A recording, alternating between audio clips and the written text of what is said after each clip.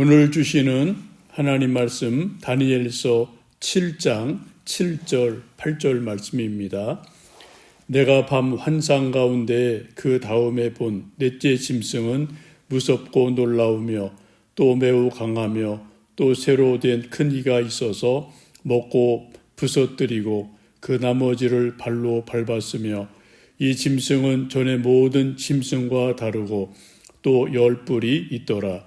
내가 그 뿔을 유심히 보는 중에 다른 작은 뿔이 그 사이에서 나더니 첫 번째 뿔 중에 셋이 그 앞에서 뿌리까지 뽑혔으며 이 작은 뿔에는 사람의 눈 같은 눈들이 있고 또 입이 있어 큰 말을 하였더라. 아멘.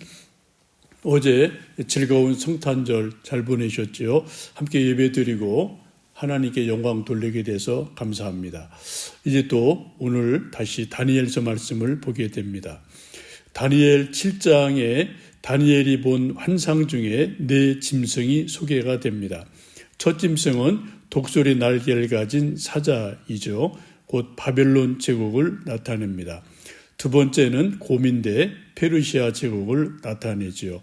세 번째는 네 날개와 네 머리 가진 표범인데 이것은 그리스 제국과 알렉산더 대왕을 나타낸다고 말씀드렸습니다. 오늘 본문 7절, 8절에 네 번째 짐승이 소개가 되어지는데 아주 독특합니다. 그 특징은 이름이 없습니다. 앞에는 사자, 곰, 표범 이름이 있는데 네 번째 환상에 나타난 짐승은 이름이 없습니다. 다니엘이 그 짐승 이름 짓기가 매우 어려웠다, 아주 복잡했다라는 것을 암시하고 있습니다. 7절에 보시면 그 짐승의 이름 대신에 그 짐승의 특징을 이렇게 말씀하죠.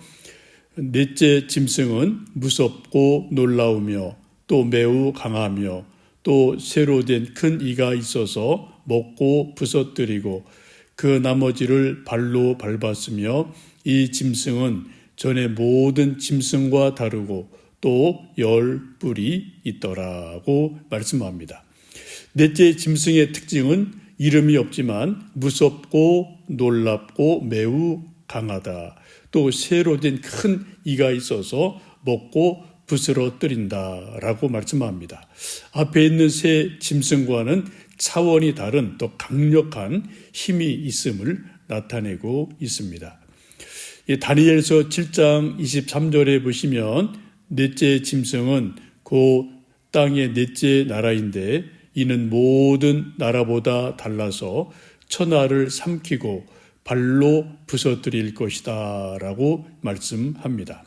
이 네 번째 짐승, 네 번째 제국은 앞선 바벨론, 페르시아, 그리스 제국보다 더 강력한 제국이다 라고 말씀을 합니다. 다니엘서 7장 말씀을 쭉 보시면 다니엘서 2장에 나타난 느부갓네살 왕의 금 신상 환상과 비슷한 점이 여러 가지가 있습니다. 느부갓네살의 금 신상 환상은 머리는 금이었고요. 마지막 발은 새와 흙으로 된 발이었습니다. 우리 함께 읽은 7절에도 보시면 새로 된 큰 이가 있어서 먹고 부서뜨리고 그 나머지를 발로 밟았다라고 말씀합니다. 느부갓네살의 금신상의 마지막도 발이 나오고요. 또 7장 7절의 네 번째 짐승의 환상에서도 그 나머지를 발로 밟았다라는 발이 등장을 합니다. 여러분 이런 환상과 묘사를 잘 보시면 눈치 빠른 분들은 이 네 번째 짐승이 로마 제국을 가리킨 것이구나 알아챌 것입니다. 맞습니다. 네 번째 이름 없는 무서운 짐승은 로마 제국을 말하고 있습니다. 여러분 로마 제국은 이태리 반도에 있죠. 그 이태리 반도는 마치 긴 장화처럼 생겼습니다. 이태리 반도에 있는 로마를 중심으로 로마 제국이 만들어지고 로마 제국은 전 인류 역사에서 가장 강력한 제국을 만들게 됩니다.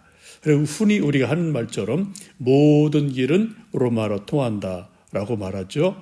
또 강력한 로마 군대가 다른 나라, 다른 민족을 정복하면 곧이어 로마 법이 들어가서 모든 나라를 로마 법대로 통치하고 다스리는 일들이 오랜 역사 가운데 있었습니다. 로마 제국의 시작을 흔히 주전 27년부터 망할 때를 동로마 제국의 수도인 콘스탄티노플이 함락되는 1453년까지로 봅니다. 그러면 약 1500년간 로마 제국이 지속된 것이죠. 여러분, 이렇게 긴 세월 한 제국이 이 지구상에 있었던 적은 없지 않았습니까? 지금도 세계 곳곳에 로마 제국의 영향이 여러 가지로 많이 남아 있음을 우리가 잘 알 수가 있습니다. 다니엘서 2장의 느부갓네살 금 신상의 환상 가운데 10발가락과 또 다니엘 7장에 나오는 10뿔이 나오는데 공통점이 있습니다. 이 10발가락, 10뿔은 많은 성경학자들은 로마 제국에서 분리되어 나올 독립국가들 혹은 로마 제국이 멸망한 후에 세워질 여러 다양한 나라들이라고 보게 됩니다. 우리가 역사에서 보는 것처럼 로마 제국이 망하고 난 다음에 유럽의 수많은 나라들이 세워집니다. 독일, 프랑스, 영국, 스페인 등등 아주 많은 나라들이 세워지고 지금도 유럽의 여러 나라들이 있지 않습니까? 8절에 보시면 다니엘이 뿔을 유심히 보는데 다른 작은 뿔이 그 사이에서 나와서 첫 번째 뿔 중에 셋이 그 앞에서 뿌리까지 뽑혔다라고 말씀합니다. 새로 난 작은 뿔에는 사람의 눈 같은 것들이 있었고 입이 있어서 큰 말을 하였다고 말씀합니다. 참 난해하고 어려운 환상이죠. 크게 말씀드리면 7절까지 나오는 네 짐승은 정치적, 군사적인 면을 다룬 것으로 볼 수 있겠습니다.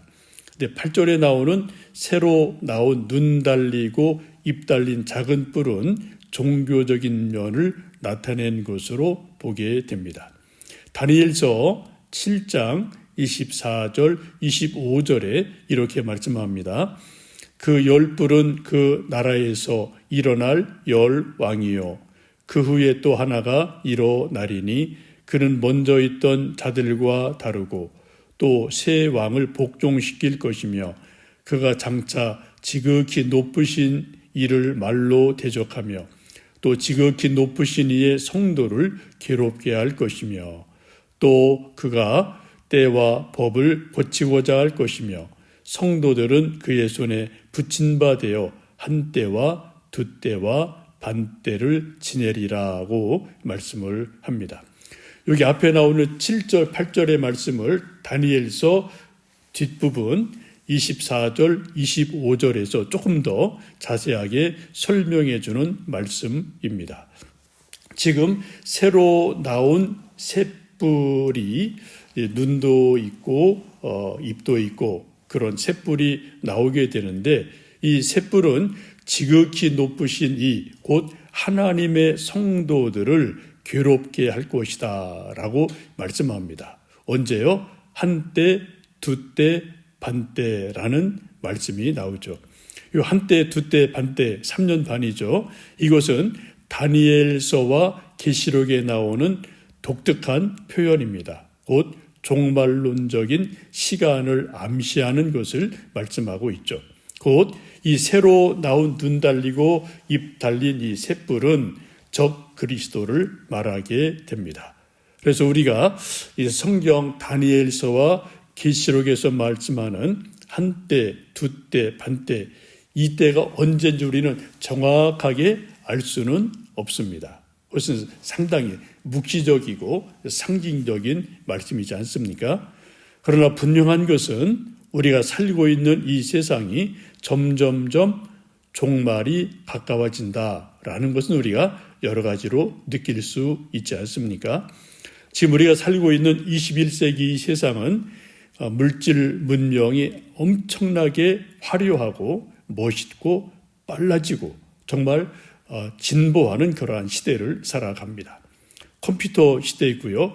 핸드폰이 있고요. AI가 있고요. 앞으로 이렇게 막 발전하는 물질 문명의 어떤 그 진보, 속도를 우리 사람들이 따라잡을 수 없을 정도로 엄청난 그런 빠른 속도로 변화가 되고 또 그것에 따라서 우리 사는 세상의 물질 문명은 다양하고 풍족하고 화려해지는 면이 분명하게 있습니다. 그러나 영적인 면을 보면은 반대로 점점 영적인 어둠이 깊어가는 시대인 것을 우리가 잘 알고 있습니다. 참 이게 역설적이죠. 세상은 화려해지고 물질 문명은 빠르게 진보하는데 반대로 영적인 어둠은 점점점 깊어가는 시대를 살아간다. 이것이 바로 종말 시대의 특징이라고 성경은 여기저기에서 말씀하고 있습니다. 여러분, 이제 2025년 12월도 며칠 남지 않았습니다. 이제 남은 며칠간 우리가 정말 하나님 말씀 붙들고 더 깨어 기도하고 더 예배에 집중하고 정성을 들이고 또 우리 주어진 일을 잘 감당하고 가족, 성도들 서로 사랑하며 영적 어둠이 깊어가는 이 시대를 하나님의 은혜로 믿음으로 깨어 기도함으로 승리하는 우리 모두 되기를 주님의 이름으로 축복합니다. 살아계신 아버지 하나님 감사합니다. 어제는 성탄절 맞이해서 하나님께 감사드리고 아기 예수님 탄생을 감사드리고 축복하며 축하하며 예배를 드렸습니다. 영적 어둠이 깊은 이 세상에 예수님 보내주셔서 생명의 빛을 비추어 주심을 감사합니다. 예수님을 구주로 믿는 믿음으로 감히 연약한 인생들이 하나님을 아바, 아버지라 부르며 하나님께 찬양하며 예배드리며 경배합니다. 예수님 믿는 믿음으로 말미암아 우리에게 주시는 하나님의 평강이 가득하기를 기도합니다. 세상은 점점점 물질적으로 과학적으로 발전하고 진보하고 화려하게 되지만 반대로 영적인 어둠은 점점점 깊어가는 시대를 우리가 살아가고 있습니다. 우리가 깨어 더 말씀 붙들고 기도하고 더 예배에 집중하며 우리 서로 사랑하고 주어진 일 잘 감당해서 영적으로 깨어있고 승리하는 우리 되게 도와 주시옵소서. 이제 남은 12월 며칠간 더 잘 감당할 수 있도록 건강 주시고 용기도 주시옵소서. 추워진 날씨입니다. 연로하신 부모님들, 병약한 성도들, 우리 어린 아이들 하나님 지키셔서 영혼이 잘됨같이 범사가 잘되고 육체가 강건한 은혜가 넘치도록 은혜 베풀어 주옵소서. 예수님의 이름으로 기도하옵나이다. 아멘.